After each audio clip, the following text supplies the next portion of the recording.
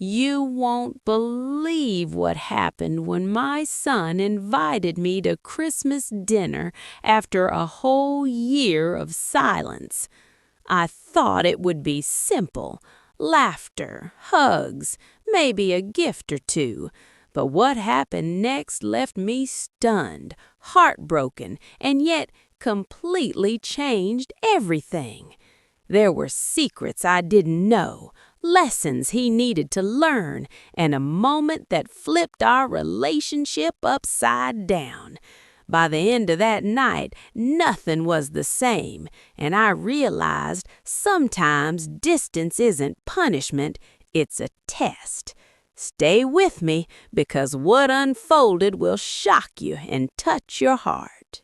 I stared at my phone for a long time before I touched it, the screen glowing with my son's name like it was daring me to feel something again. And the truth is, after a whole year of silence, I didn't know if I could afford to. 1 full year since our last real conversation. 1 year since the slammed door, the harsh words, the holidays spent alone with a frozen dinner and the TV turned up too loud just so the house wouldn't feel so empty. And now here it was, a short message that looked harmless enough, but carried more weight than he could possibly understand. Mom, come to Christmas dinner. It's time. That was it. No apology, no explanation, just 4 words that cracked open wounds I'd spent 12 long months trying to stitch closed. My hands trembled, not from age, but from memory, the kind that sneaks up on you when you least expect it. I remembered the boy who used to sit on the kitchen counter while I baked cookies, stealing chocolate chips when he thought I wasn't looking. I remembered the teenager who swore he'd never leave me alone when his father passed. And I remembered the man who stood in my doorway a year ago, jaw clenched, eyes cold, telling me I didn't fit in his life anymore. People think time heals everything, but that's a lie we tell ourselves so we can get through the night. Time doesn't heal, it just teaches you how to live with the ache, and I had learned. I had built a quiet little routine around my loneliness. Morning coffee alone, evening news alone. Christmas decorations I stopped putting up because they felt pointless. So when that message came through, my first instinct wasn't joy, it was fear. Fear that I'd walk into that house hopeful and walk out broken all over again.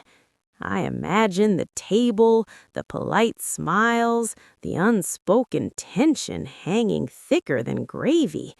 I imagined his wife watching me like a stranger. I imagined myself saying the wrong thing, breathing the wrong way, being too much, like I always seemed to be lately. I almost didn't respond. I almost let pride protect me. But then something else whispered inside me, a soft, stubborn voice that sounded a lot like the woman I used to be, the woman who didn't give up on family just because it hurt, the woman who believed Christmas was still sacred even when hearts were bruised. So I typed back, simple and careful, "Okay, I'll come." The second I hit send, my chest tightened, because saying yes meant reopening a door I wasn't sure would close gently this time. And as I sat there, alone in my quiet house, Christmas lights blinking outside in other people's windows, I had no idea that this dinner, this one invitation, wasn't just about reconciliation. It was about a truth that had been buried for a year, a moment waiting to explode, and a choice my son would make that night that would change everything between us forever. Christmas Eve arrived slower than it should have, like time itself was dragging its feet just to make sure I felt every ounce of dread building in my chest. And by the time I stood in front of my closet choosing a sweater, my hands were already clammy, my heart thudding like it was warning me not to go through with this. I picked the blue one, the soft knit I used to wear when my son was younger, the one he once said made me look safe, whatever that meant. And as I slipped it over my head, I caught my reflection in the mirror and barely recognized the woman staring back. She looked older, sure, but it wasn't the wrinkles that startled me. It was the guarded look in her eyes, the way hope and caution were locked in a quiet battle across her face. The drive over felt longer than it should have, every familiar street tugging at memories I wasn't ready to relive. School drop-offs, birthday balloons, scraped knees kissed better at stoplights, all of it flashing through my mind like scenes from a movie I didn't get to pause. When I finally pulled up to the house, I had to sit there for a moment with the engine running, just breathing, because the place looked different somehow. Not bad, just less mine. New wreath on the door, different lights, even the driveway felt foreign, like it belonged to someone else's story now. I smoothed my hair, forced a smile that didn't quite reach my eyes, and knocked.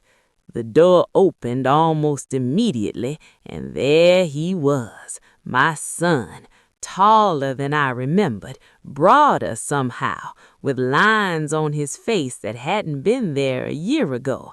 And for half a second, we just stared at each other like strangers who shared too many memories to pretend otherwise. "Hey, Mom," he said, his voice polite but careful, like he was handling something fragile. I wanted to hug him. God knows I wanted to. But my body didn't move, and neither did his, and that space between us felt louder than any argument we'd ever had. Inside, the house buzzed with the kind of holiday noise that used to feel warm, clinking dishes, low music, laughter drifting from another room. But now it felt like walking into a party where you weren't sure you were actually invited. His wife appeared from the kitchen, smile tight, eyes measuring, greeting me with a hug that barely touched, the kind people give when they're doing it because manners demand it, not because their heart wants to. I thanked her, probably too many times, and followed them inside, my purse clutched like armor. The dining table was set beautifully, I'll give them that. Candles, cloth napkins, everything picture perfect, but something about it made my stomach twist because it felt staged, like a scene carefully arranged to hide cracks underneath. As we sat, conversation stayed light and distant. The weather, traffic, how busy life had been, all the safe topics people use when they're afraid to say what actually matters. I laughed when expected, nodded when appropriate, but inside I felt like I was balancing on a wire, one wrong step away from falling straight back into that lonely year I'd barely survived.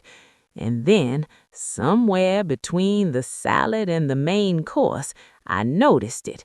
The way my son kept glancing at his wife, the way she'd suddenly shake her head or press her lips together, like silent signals were being exchanged right over my place at the table.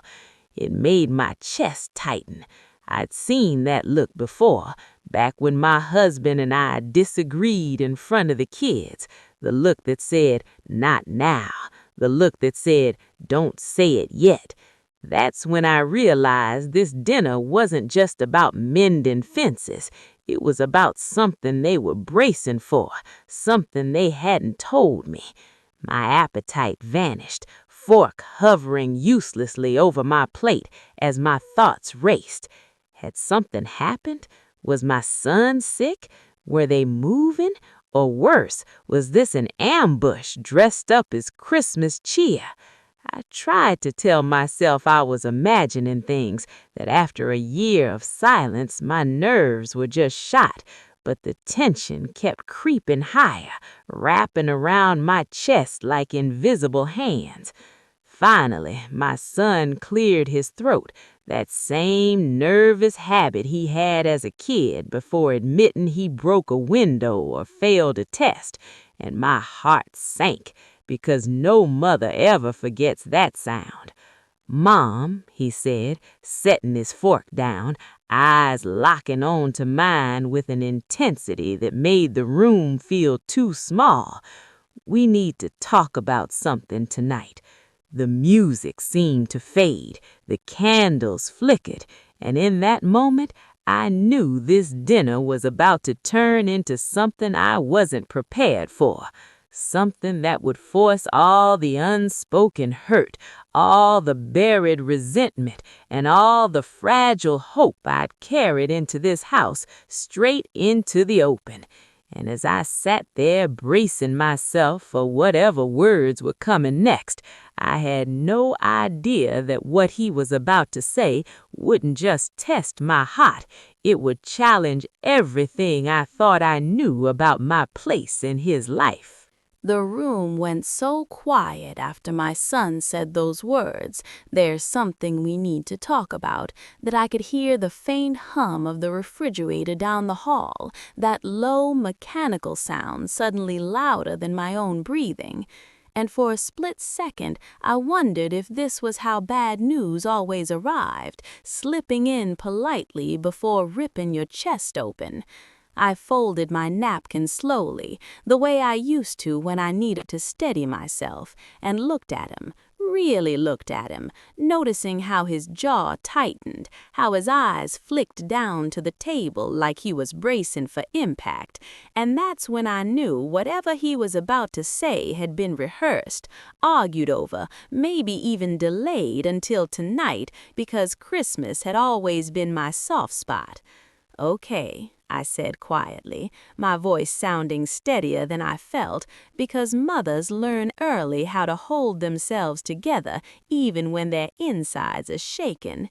His wife shifted beside him, crossing her arms just a little too tight, her gaze fixed somewhere past my shoulder, like she didn't want to witness what was coming next, but also wasn't willing to stop it. My son took a breath, then another, and finally said it, not gently, not cruelly, just blunt, like ripping off a bandage without warning. "This year's been hard," he started, words tumbling out stiff and practiced, "and we've had to rethink a lot of things, boundaries, expectations, family stuff." That word, boundaries, landed heavy because it's the kind people use when they want distance but don't want to admit it outright.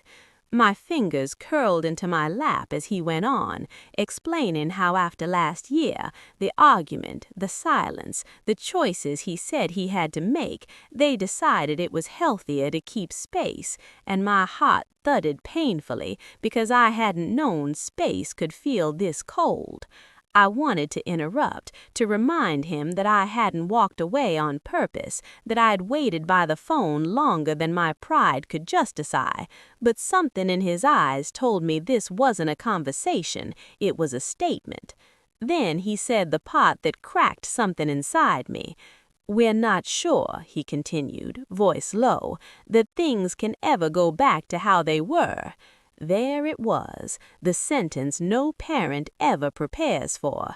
I felt heat rush to my face, not anger exactly, but a mix of grief and disbelief, because how do you hear your own child say the past you built together might be gone for good and not feel like you're losing something sacred? I swallowed hard, the words "I'm still your mother" screaming in my throat, but before I could speak, his wife finally looked at me, her expression tight but determined.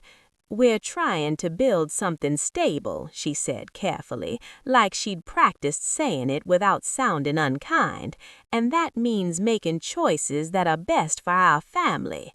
Our family, not me."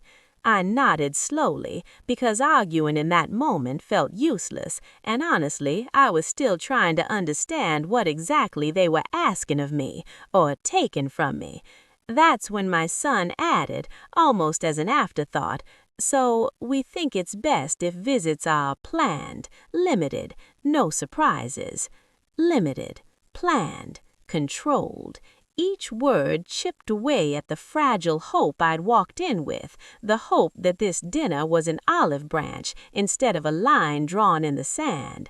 I forced a small smile, one that probably looked more like pain than acceptance, and said, "If that's what you need," because what else does a mother say when loving a child means stepping back even when every instinct tells her to step closer? The air felt thick after that, conversation limping along in awkward fragments, plates scraped half empty, laughter from earlier replaced by the heavy silence of things said but not healed. I stared at the flickering candle between us, wondering how a year could stretch long enough to turn familiarity into formality, love into something measured and cautious. And then, just when I thought the hardest part was over, my son reached into his pocket, pulling out something small, wrapped in a napkin, and slid it across the table toward me. "There's one more thing," he said quietly, his voice softer now, almost unsure. My pulse quickened as I stared at that little bundle, a strange sense of dread creeping up my spine, because whatever it was, it felt symbolic, like the final piece of a conversation that hadn't gone the way I'd hoped. I unfolded the napkin with trembling fingers, and what I saw made my breath catch, not because it was big or flashy, but because it carried a weight far heavier than anything else said that night. And in that moment, I realized this Christmas dinner wasn't just about distance or boundaries. It was about rewriting our roles entirely, and I wasn't sure yet whether I was ready for what that meant or what I was about to lose next. I stared down at what rested in my palm, the room still buzzing softly with unfinished conversations and clinking dishes, yet suddenly feeling miles away, because the small metal object my son had slid toward me carried a message far louder than any speech he'd given. It was my old house key, the one I'd handed him decades ago when he moved out for college, just in case. The one he'd kept all these years without question, and seeing it there now felt like someone quietly closing a door I didn't even realize was still open. My fingers curled around it instinctively, the ridges biting into my skin, and for a moment I couldn't speak, couldn't breathe properly, because that key held memories no one else in that room could see. Late-night emergencies, surprise birthday setups, me stopping by with soup when he was sick, all those moments that had made me feel needed instead of tolerated. "We think it's best," my son said gently, too gently, like he knew the weight of what he was asking but didn't know how else to carry it, "if we keep things simple, just us handling things at home."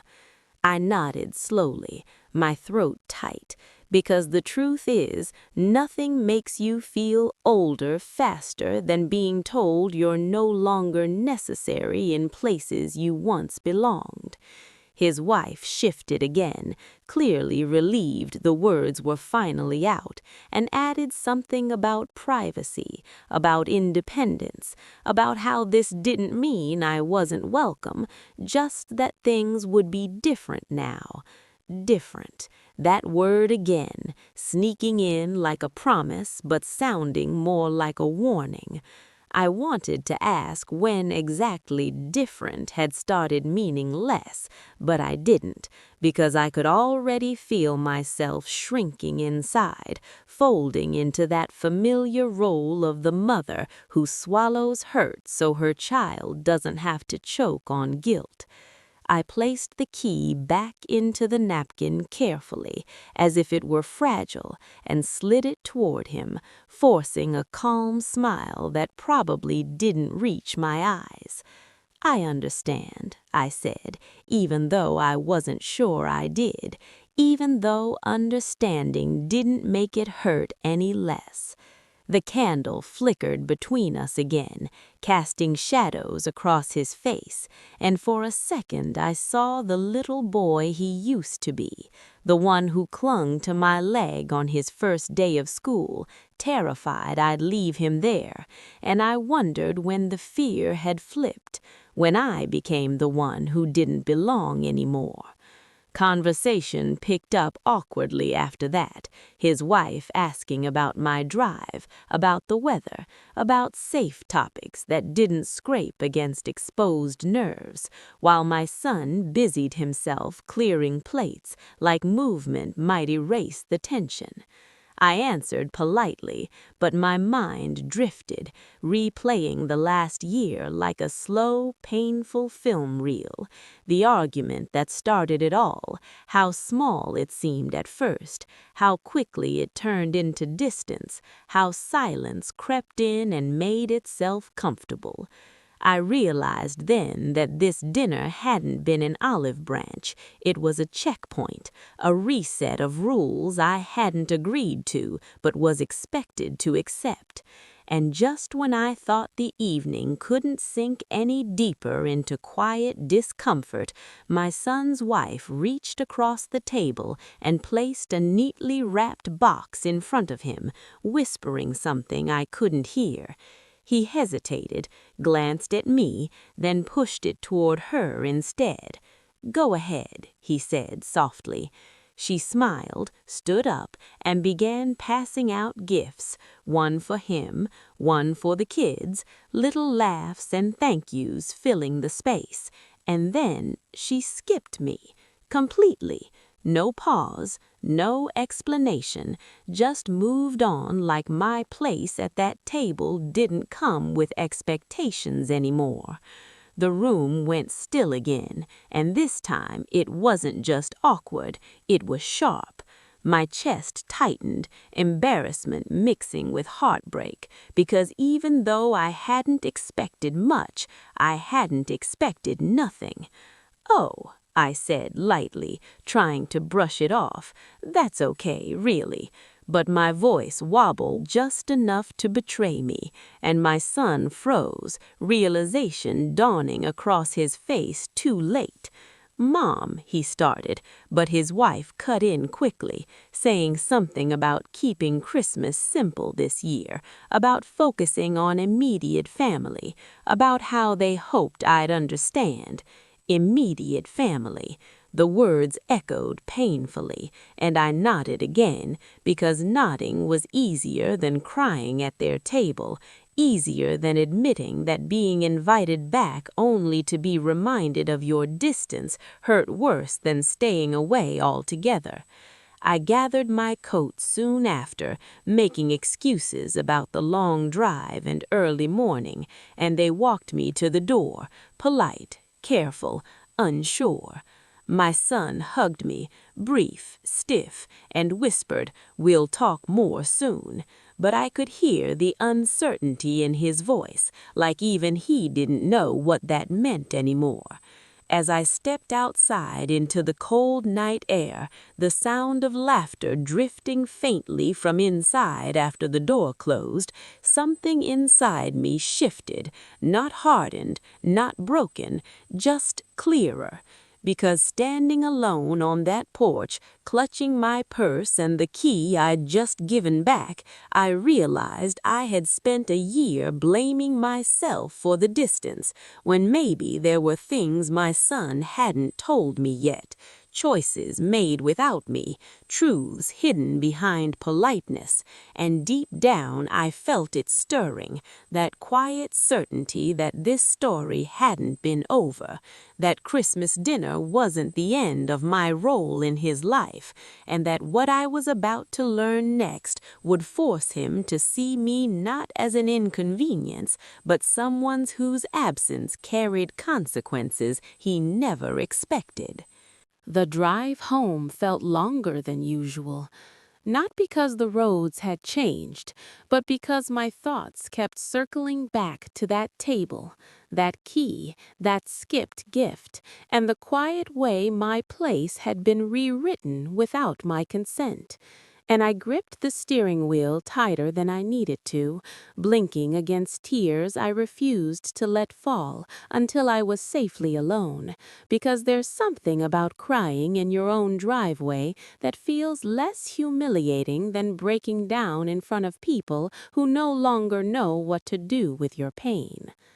The house greeted me with its usual stillness, the kind I'd grown used to over the past year, but that night it felt different, heavier, louder somehow, like it had witnessed something important and was waiting for me to catch up. I set my purse down, hung my coat, and stood there for a long moment, just breathing, listening to the tick of the old clock on the wall, remembering how my son used to complain about that sound when he was younger, how he said it kept him up at night, and how I'd promised to replace it someday but never did, because deep down I liked the reminder that time was still moving even when life felt stuck. I made myself a cup of tea, though my hands shook enough to spill a little, and sat at the kitchen table, staring at the empty chair across from me where his father used to sit, because suddenly everything felt connected. The loss, the distance, the way my son had changed after grief reshaped him in ways neither of us knew how to handle. I pulled out my phone instinctively, half expecting a message from him already. "I'm sorry. We messed up. Please don't be hurt." But the screen stayed dark, and that silence spoke louder than anything else had all night. I realized then that the invitation hadn't been about reconciliation. It had been about easing his conscience, about proving to himself that he'd tried, even if trying came with conditions that pushed me further out. That truth settled slowly, painfully, but once it did, it changed the way I felt, not colder, but steadier. Because when you finally stop waiting for someone to fix what they broke, you start seeing the situation for what it really is. I opened the drawer beside me and pulled out a small stack of mail I'd been meaning to sort through, bills and holiday cards mixed together, and that's when I noticed the envelope I'd ignored earlier that week, tucked beneath a catalog, plain, official-looking, my name typed neatly across the front. I frowned, trying to remember when it arrived, then tore it open absent-mindedly, expecting nothing more than paperwork or junk. But what I found inside made my breath hitch in a way that felt oddly familiar, like the start of a storm. It was a notice, legal, formal, regarding the house, the one I'd lived in for decades, the one my son clearly still thought of as a backup plan or safety net, judging by the way he'd returned that key so confidently. I read it once, then again, slower this time, my heart pounding harder with each line, because apparently there had been conversations, assumptions, maybe even plans made about that property without my knowledge, and suddenly his words about boundaries and simplicity made a whole lot more sense. My son hadn't just been drawing emotional lines, he'd been mentally moving pieces around, rearranging a future he thought was already decided. I laughed softly to myself then, not because it was funny, but because sometimes the only way to survive realization is to meet it with a sound that doesn't let it swallow you whole. I thought about the way he'd looked at me across the table, careful but distant, like someone who believed they already knew how the story ended. And that's when something inside me finally clicked into place. Not anger, not revenge, but resolve. Because the truth was, there were things he didn't know, things I hadn't shared, not because I was hiding them, but because I hadn't thought they mattered yet. And maybe they didn't, until now. I set the letter down, folded my hands, and took a deep breath, feeling steadier than I had in months, because for the first time in a year, the silence wasn't swallowing me, it was answering me. And I knew with a calm certainty that surprised even me that the next conversation I had with my son wouldn't happen over a holiday table or through carefully chosen words. It would happen when he realized that the distance he'd created didn't leave me powerless, it left me prepared, and the moment he understood that was closer than he thought. I didn't sleep much that night, not because I was upset in the way people expect, no pacing, no sobbing into pillows, but because my mind kept turning that letter over like a loose tooth. Something uncomfortable you can't stop touching once you realize it's there. And by the time morning light crept through the curtains, I knew pretending it didn't matter wasn't an option anymore. I sat at the same kitchen table where I'd raised my son on cereal bowls and homework papers, the letter spread out in front of me like evidence in a quiet courtroom. And I read it again, slower this time, catching details I'd missed before.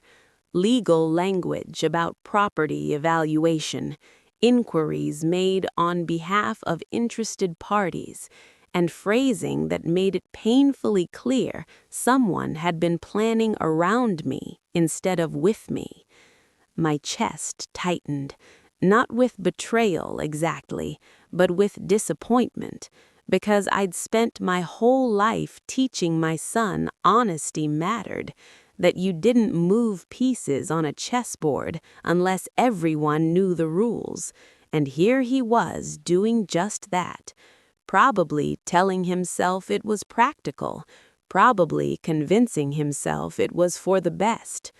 I pictured that moment at Christmas dinner again, the returned key, the skipped gift, the careful talk of boundaries, and suddenly it all lined up like dominoes finally falling into place. This wasn't about emotional distance, this was about control, about making sure I stayed neatly in the corner of his life while bigger decisions were made without my voice in the room. I took a deep breath, reminding myself I wasn't a helpless woman clinging to memories.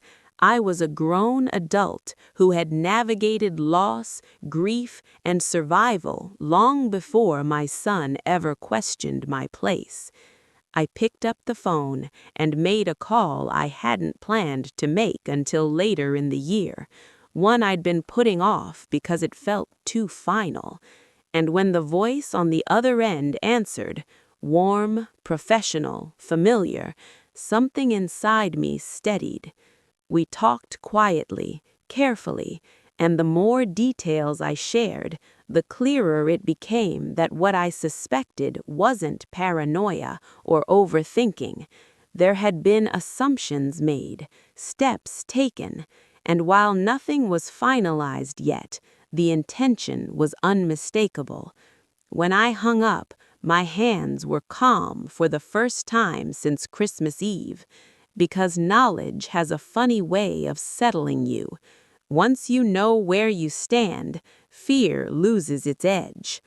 I spent the rest of the morning doing something I hadn't done in a long time, making plans that didn't revolve around waiting.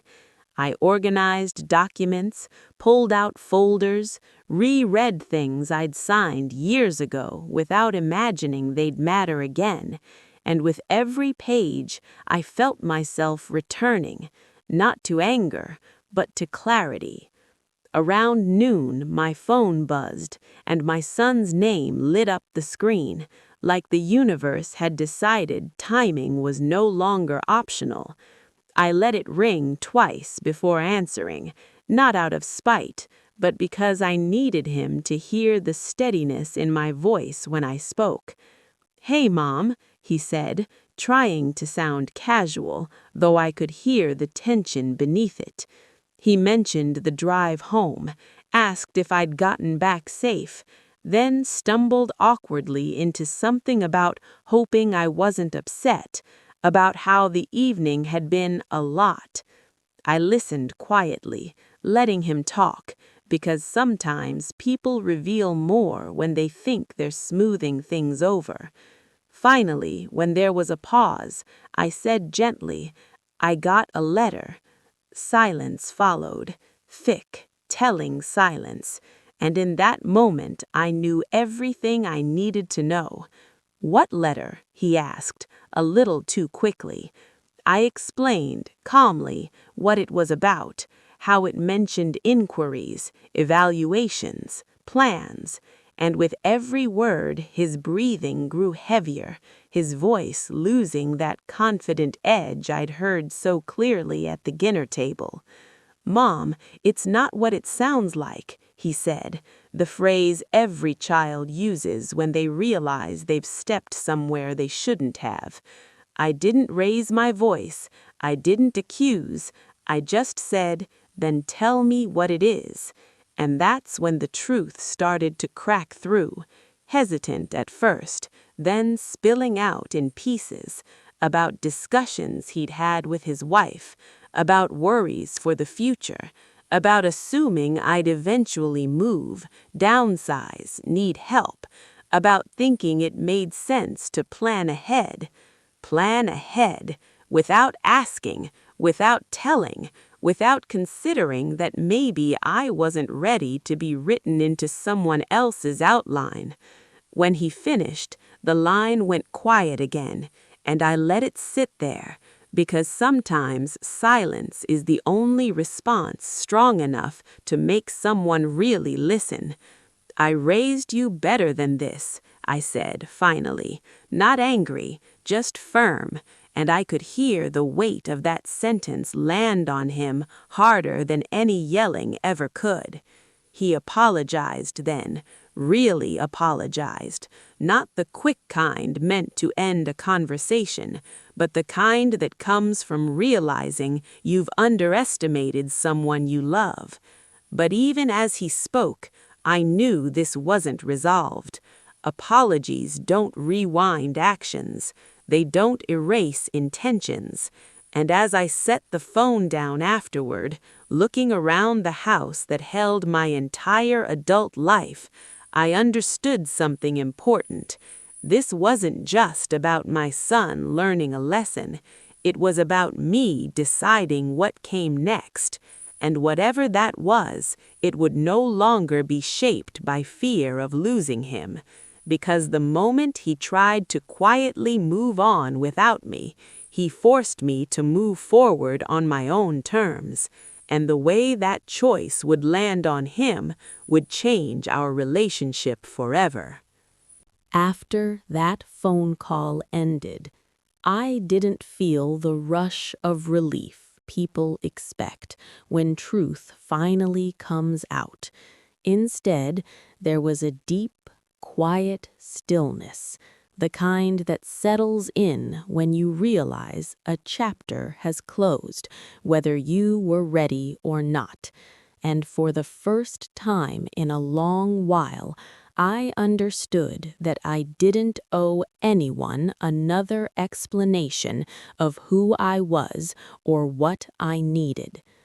I spent that afternoon moving through my house slowly, deliberately, touching things I'd rushed past for years, the framed photos on the hallway wall, the scratch on the door frame marking how tall my son was when he turned 12, the worn arm of the couch where his father used to sit, not with sadness, but with recognition, like I was finally seeing my own life clearly again, instead of viewing it through someone else's expectations. I made myself lunch, ate it at the table instead of standing at the counter like I usually did, and it struck me how long I'd been living in a half state, always waiting for the next call, the next invitation, the next chance to prove I still mattered. That realization didn't make me angry, it made me tired in a way only emotional overextension can, and I decided right then that I was done shrinking myself to fit into spaces where I was treated like an optional piece. Late that afternoon, I gathered the documents I'd pulled earlier and placed them neatly into a folder, not with panic or urgency, but with intention, because this wasn't about reacting anymore, it was about choosing. When my son texted later asking if we could talk more soon, I didn't respond right away, not because I wanted to punish him, but because I needed him to sit with the discomfort he'd created, to understand that access to me wasn't automatic just because he was ready to smooth things over. I took a walk instead, something I hadn't done in months, feeling the cold air bite my cheeks and the crunch of gravel under my shoes grounding me in a way no conversation ever had. Neighbors waved, holiday lights blinked on as dusk settled, and I realized how much life existed outside the narrow tunnel I'd been living in, the one defined by waiting and worrying. When I finally did respond to my son later that evening, my message was simple. I need some time. We'll talk when I'm ready. No apologies, no justifications, no reassurance. Sending that text felt strange, liberating and terrifying all at once, because for years I'd been the one making space, easing tension, keeping doors open even when it hurt, and now I was the one asking for room. The days that followed were quiet, but not empty.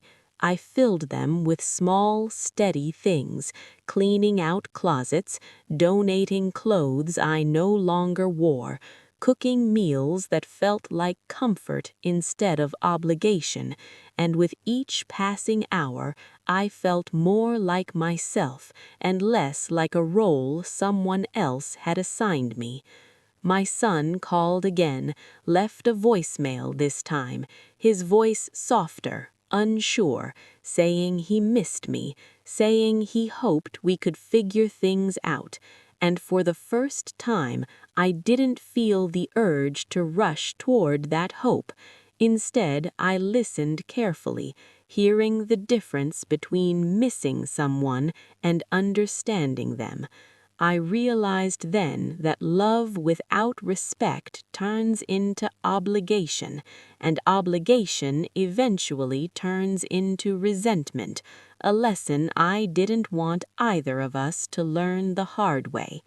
On the third day after Christmas, I received another message, not from my son, but from his wife, carefully worded, polite, suggesting we meet to clear the air, and that's when something inside me settled completely, because I finally understood the dynamic I'd been tiptoeing around. They wanted resolution on their terms, at their pace, with boundaries that protected them while leaving me uncertain, and I wasn't angry about it anymore. I simply knew it wasn't enough. That evening I sat down and wrote something I hadn't planned to write, not a letter to them, but to myself, listing what I was no longer willing to accept. decisions made about my life without my input, invitations that came with conditions, affection that disappeared when it became inconvenient. Writing it felt grounding, like drawing a line not in anger but in self-respect, and by the time I finished, I knew exactly what my next conversation with my son would sound like: calm, honest, and firm. Because the truth was, this wasn't about punishing him or proving a point.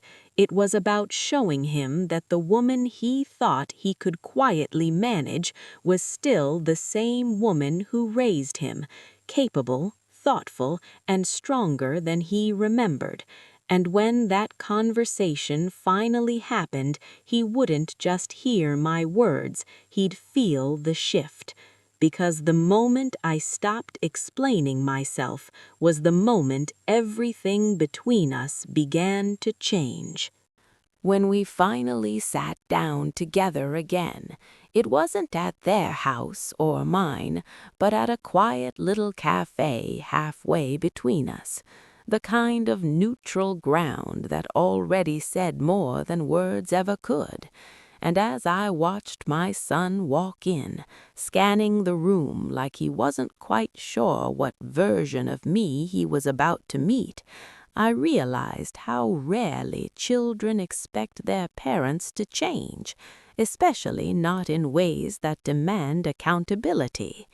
He smiled when he saw me, a cautious, hopeful smile, and hugged me a little longer than last time, like he was trying to stitch something back together with warmth alone.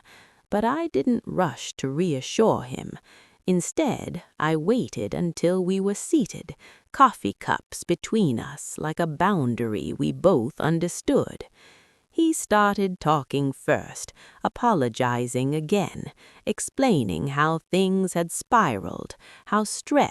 When we finally sat down together again, it wasn't at their house or mine, but at a quiet little cafe halfway between us, the kind of neutral ground that already said more than words ever could. And as I watched my son walk in, scanning the room like he wasn't quite sure what version of me he was about to meet, I realized how rarely children expect their parents to change, especially not in ways that demand accountability. He smiled when he saw me, a cautious, hopeful smile, and hugged me a little longer than last time, like he was trying to stitch something back together with warmth alone. But I didn't rush to reassure him.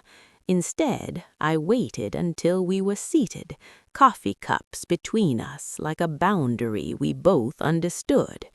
He started talking first, apologizing again, explaining how things had spiraled, how stress and pressure and fear of the future had driven decisions that felt practical at the time, and I listened without interrupting, because sometimes people need to hear themselves before they can hear anyone else. When he finally paused, looking at me expectantly, I took a breath and said something he clearly didn't expect. "I'm not here to argue." His shoulders relaxed a fraction, but then I continued, calmly, "I'm here to be clear." I told him how that dinner felt from my side, not dramatic, not accusatory, just honest. How being invited back only to be handed boundaries, a returned key, and an unspoken demotion in his life hurt more than being left out entirely. I explained how reading that letter made everything snap into focus, not as a betrayal, but as a reminder that he'd started seeing my life as something to manage instead of something to respect. He flinched at that, not because it was loud, but because it was true, and for the first time I saw him listening the way he used to as a kid, when he realized he'd crossed a line. I told him I wasn't angry anymore. Anger burns fast and dies young, but I was done accepting love that came with conditions I hadn't agreed to. I raised you to speak up, I said quietly, so don't be surprised when I do the same. He stared into his coffee for a long moment, then admitted something that surprised even him, that he'd been afraid of responsibility, afraid of aging parents, afraid of a future he couldn't control, and instead of facing that fear, he'd tried to plan around it. Hearing that didn't excuse his actions, but it explained them, and in that explanation, something softened between us. I told him fear wasn't the enemy, silence was, and that if he wanted a relationship with me moving forward, it had to be built on conversation, not assumption. No more plans made without me, no more invitations that felt like tests, no more shrinking me to make life easier. He nodded, eyes glossy, and said something that finally felt like the beginning of repair. I don't want to lose you. I believed him, not because he said it, but because he looked like someone who finally understood what loss actually feels like. We didn't solve everything in that cafe, and I didn't expect us to. Real change doesn't happen over one cup of coffee. But when we stood to leave, there was a new balance between us, not parent and child stuck in old patterns, but two adults learning how to respect each other again. He hugged me goodbye, this time without hesitation, and as I walked out into the cold air, I felt lighter.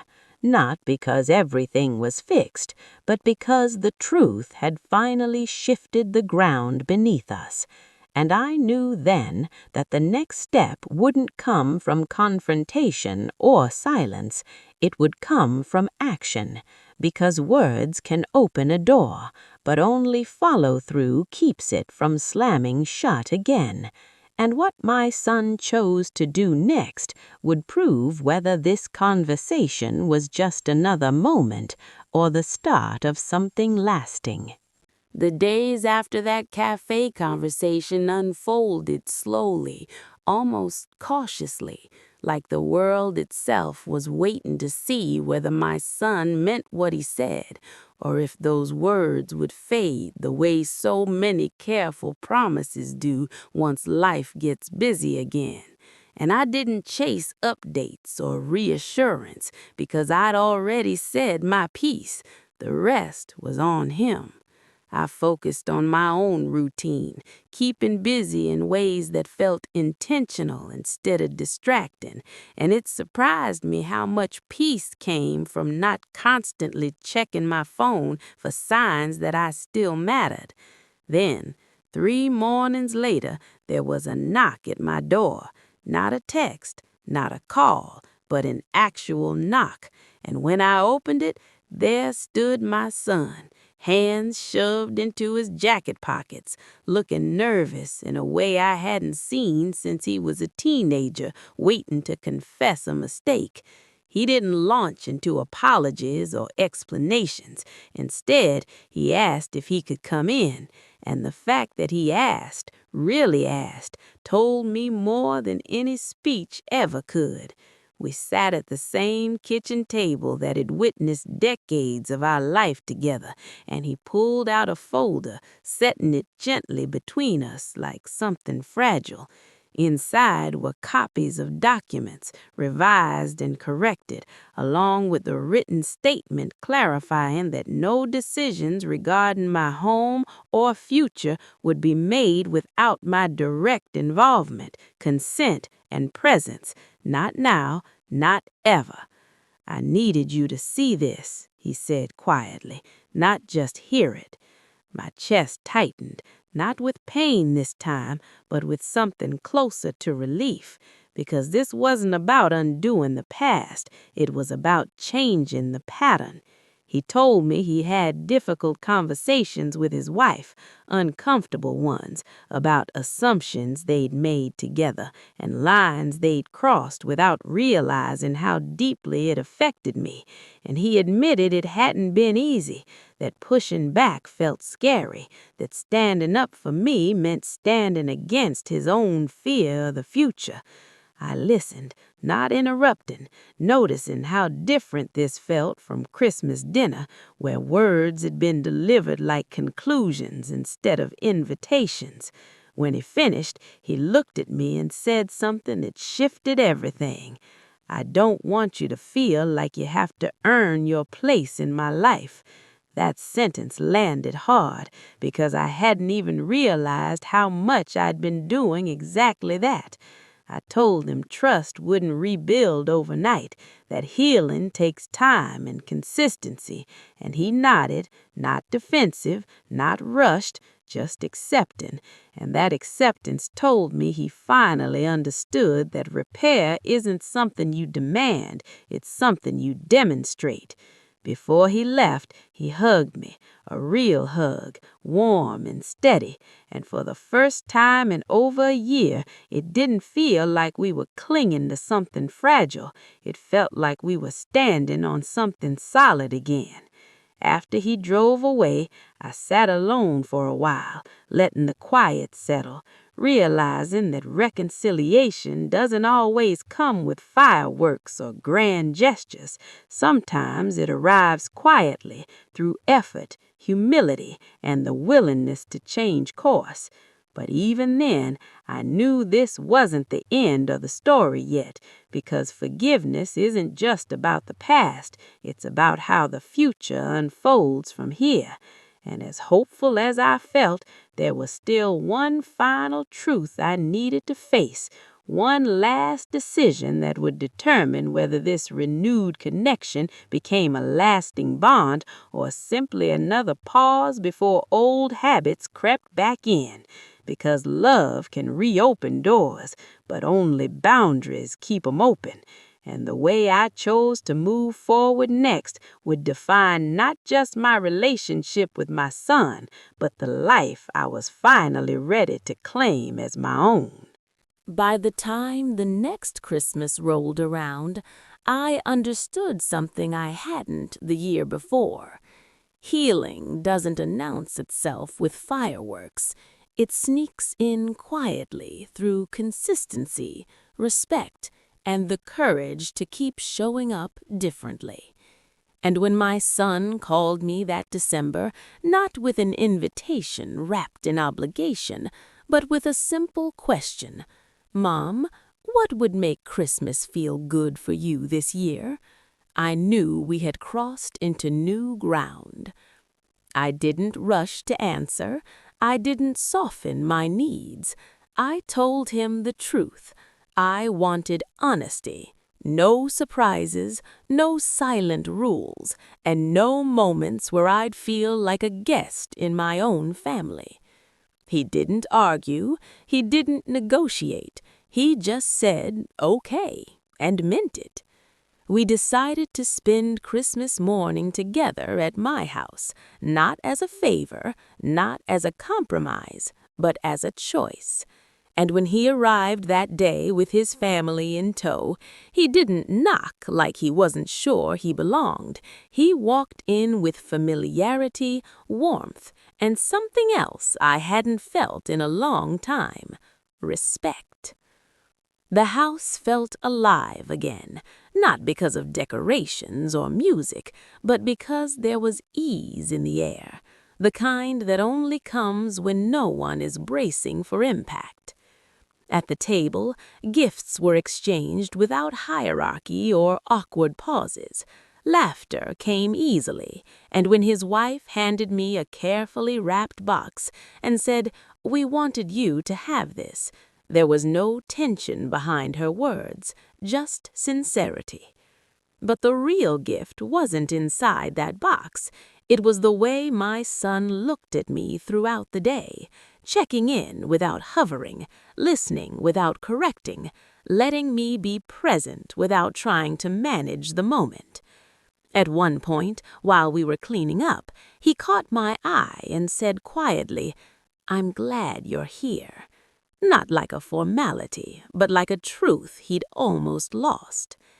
And standing there in my kitchen, I realized that what changed everything wasn't the confrontation, the letter, or even the apologies. It was the moment I stopped begging for my place and started defining it. That shift didn't push my son away. It taught him how to meet me where I stood. Later that evening, after everyone had gone home and the house settled into a gentle quiet, I sat by the window with a cup of tea, watching snow drift softly under the streetlights, and I felt something rare, peace without emptiness. I wasn't waiting for the phone to ring. I wasn't replaying conversations in my head. I wasn't shrinking myself to keep someone else comfortable. I was simply present in a life that felt like my own again. Loving your children doesn't mean disappearing for them. It means showing them what strength looks like when it's calm, steady, and rooted in self-respect. My son didn't need me to save him, manage him, or stay silent for him. He needed me to be whole. And in choosing myself, I didn't lose him. I taught him how not to lose me. That Christmas didn't erase the past year, but it reframed it, not as a failure, but as a turning point that forced us both to grow. Because sometimes the hardest seasons aren't meant to break families apart. They're meant to teach them how to come back together without losing themselves in the process. And as I turned off the lights that night, feeling full in a way that had nothing to do with food or gifts, I knew this wasn't just the end of a story. It was the beginning of a relationship built on something stronger than obligation. It was built on choice. And that changed everything.